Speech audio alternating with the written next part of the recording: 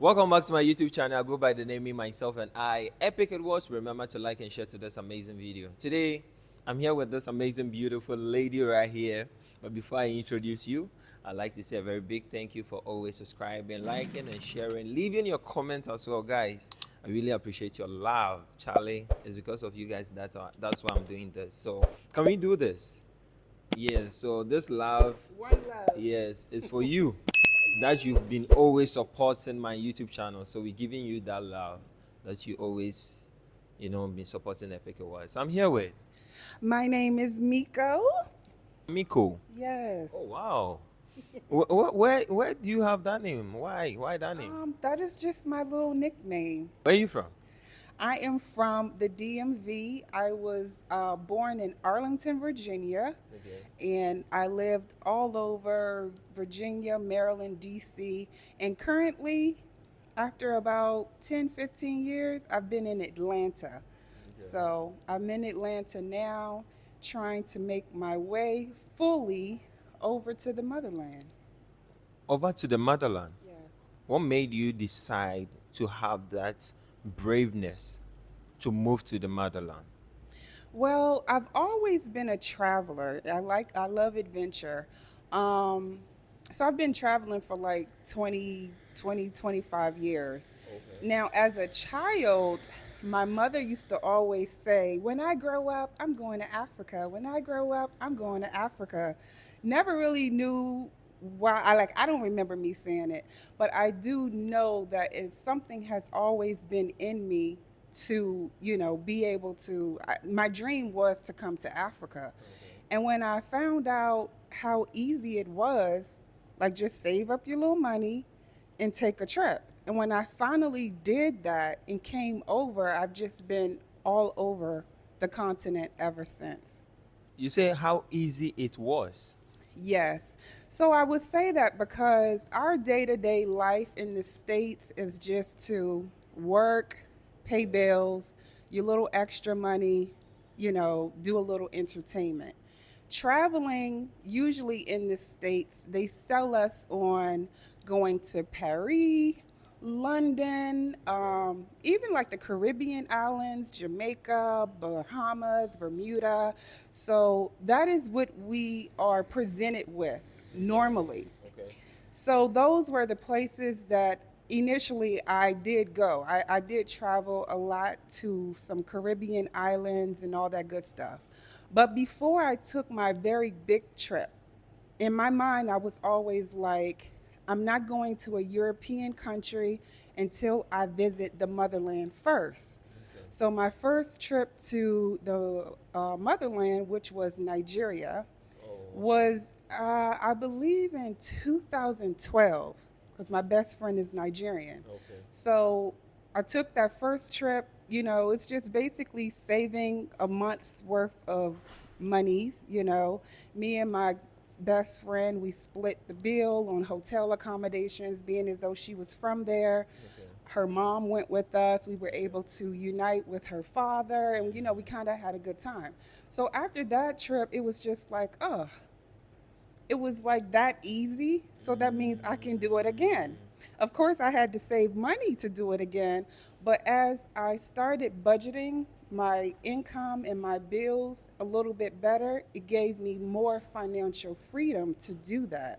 So when I got to, the next point, I think the next time I traveled from 2012 back to Africa was in, I want to say 2018, 2019. Okay. Actually, 2019. In terms of the process and everything coming to Africa, being specific, you were in Nigeria. How much did you think you spent?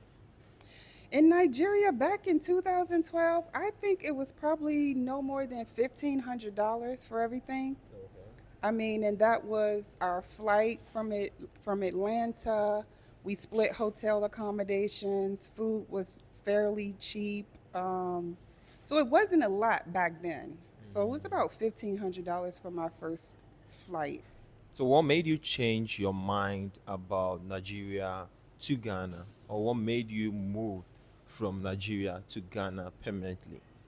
Well, I never lived in Nigeria. I just Okay. went to visit. So we were Okay. just there for like 2 weeks. It was just kind of like a trip. Okay. Um, I want to visit every country on the continent. Okay. So Nigeria was just like my first Your stop, first stop. right? In 2019, I had a little bit more extra money and funding to do different things. So I was just like, I'm going to take a tour. And that year in 2019, I started off in Morocco. Morocco. Then I went down to Senegal. Okay. Then from Senegal, I went to Kenya. Then from Kenya, I went to South Africa. Wow. South Africa, I went to Egypt. Wow. After Egypt, I went back to Morocco and flew back to New York. So how many African countries have you been so far? So far, I think it's 9, either 8 or 9 in total. And some I visited twice. Why is it so important for, let me say, African Americans should travel to Africa, like you experiencing all this kind of things? Why is it so important? It's very important because it helps us put the pieces together.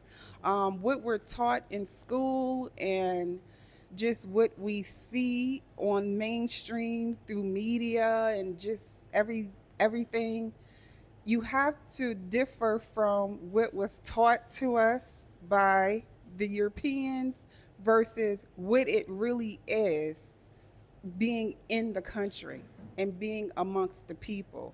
So I found out a lot of things that I was taught was a lie. And we all know it's all the basic Africa's poor, the kids are hungry, there's bugs and flies everywhere, and you'll get malaria, you'll get AIDS, you'll any horrible disease that they can think of, you're going to get it if you try to go there. And really, it's instilling the fear. But as I said, being as though I traveled a lot and I go a lot to a lot of different museums and different things like that, and you just hear your professors and your teachers, which are Caucasian or from any other nationality, speak freely on how they visited, and they come back taking pictures, sharing their experiences with us, and we're looking like, well, you all was telling us not to go, but y'all going over there having a great time. So it just made me eager to want to really experience it more for myself. And I think everybody, no matter what country it is, of course, you should go and experience it for yourself. But connecting the pieces as to who you are, you have to come to the motherland. I mean, it's a must, because most of us don't know who we are, where we're from. I mean, we know we're from here, but what actual country are we from? Like, we don't know anything. So some people live their whole lives lost, just lost. And when you're continuously living in a box, some people don't go out of their state. In the States, some people don't travel. They just are kind of comfortable where they are. That's not good, because I'm sure everybody questions something about themselves. You know what I mean? Yeah. So I think it's very important. If it is very, very important, as you said it, traveling to different African countries, what have you done to change the narrative out there for people to know the truth about Africa? Every country that I definitely go to, I also have a YouTube channel, and it's just for fun. It's Miko's Adventures. I share my experience. So sharing is caring. And, I go to different museums and I go out with the people and I just share my experience. And that's my way of giving back and teaching people as what it really is and how it really is. I remember when I used to first travel, and this was, I think, Caribbean islands. I want to just say Jamaica. I don't even remember if it was Jamaica or not. Somebody made a comment and said, wow, why does she go to these poor countries? And this is a family member. And I Wow. was just like, what? Why would I go to a poor country? Like, what does that even mean? But so changing the narrative is showing people, okay, yeah, maybe the country is not up to par as you would want it to be or whatever, but people are people and our people are everywhere. So I'm going to visit my people. So when I started sharing more and they started seeing what it really was, it changed their mind and their narrative of what it is, because you have some elderly people that have never left the states or never left UK or never left France or whatever. They don't know. And what is taught about Africa is in a different lighting. Absolutely. It's definitely in a different lighting. And it's because they want to keep us away. I feel that's the bottom line. Um, yeah, that's just kind of how I feel. They want us to stay where we are, keep making sure that economy is flowing. They don't want us to take our monies out to other countries, especially Africa, to stimulate their economy. They want to keep us right where they are. And they do that by giving us the big cars, the big houses, designer clothes, that daggone credit card. Y'all better be careful with them credit card bills, because the credit card bills would keep you stuck. If you know, okay, I can get $50,000 worth of credit, and you're just charging, knowing that you don't make enough money to even be qualified to even get credit, they know they're going to keep you there. Another example is education. My son is now in college at Georgia State, and he says he feels that is a legalized scam. Everything that he is learning right now, and he's in film and media. So that is what he is in. Okay. And he said everything he's learning right now, he could have learned on YouTube. Oh, But the wow. amount of money that you're spending yearly, and then once you graduate, they know you have to pay that money back. Money back. And it's going to take you years to pay that money back. So that's your first debt at 18 years old, or at 20, I would say 20. uh, some people graduate 21, 22, 23, but that's your first debt before you even buy a house. So you got that debt. Then you want to go out and buy yourself a home. You got to have a home. You got to get married. You have to have kids. So once you start adding up these expenses, what do you have? What do you have? Leave your comments in the comment section. You understand? What will you have over there? But you said something on credit. Okay, so if you have credit, that means you cannot travel to any country that you want to move to. No, you can have credit. Credit is basically it keeps you secure. So if you keep your credit scores good, you can get all the credit cards that you want. So let's say A you want credit card is money. a credit card is a credit card that the bank is loaning you. So it's more of like, can you, because a lot of people might not really understand credit card or credit, because in Ghana or in Africa, we just get credit from like buying a credit for your airtime or something like that. So I'm just saying, maybe you might not understand. So, we need to, understand it to the deepest for you to also understand what she's trying to say. We have to learn every day. You understand? Yes. So let me break it down to you. Credit is if you have a job and they know that you have a steady job and you'll be working this job for a year, 2 years, like it's steady. You can apply, there's an application that you will fill out stating you would like to have a credit card to build up your credit scores. I think the highest credit score would be like a 800 or something like that. Lows or could be 3 or 400s. I don't know. I don't got no credit cards. But you can start applying for credit cards in the US while you're in sometimes high school or college. So basically, it's a loan. It's a Think loan. of it as a loan. So your Okay. first credit card would be maybe like for a first time person, it could be maybe like $500 or 1,000 USD. So that's your first loan. So you're swiping for gas or water or food or whatever, and each month you're paying back the credit card, which is the bank. So you're paying back the bank with interest.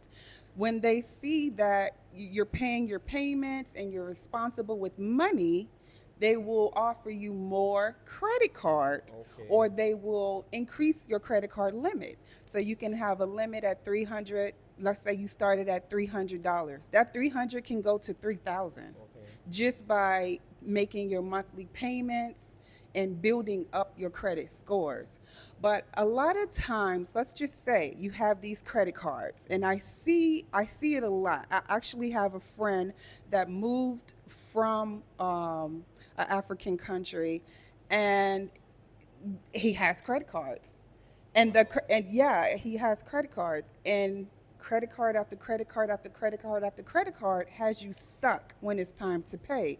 So it's all good when you're buying clothes and shoes and all these different kind of things, but let's say if you lose your job, and you don't find a job within a month or two, now you got credit card bills, late fees, and all this other things, which sets you back. And I feel that our country is ran off of credit. So my home, for example, of course, I had to get a loan out on my house, but let's talk about that. My house was 180,000 USD, okay? Okay. And you're in a 30-year fixed rate or whatever. So you have 30 years to pay back $180,000. Wow. 30 years, okay? Let me tell y'all what the setup is, okay? They know you don't have 180,000 off the top.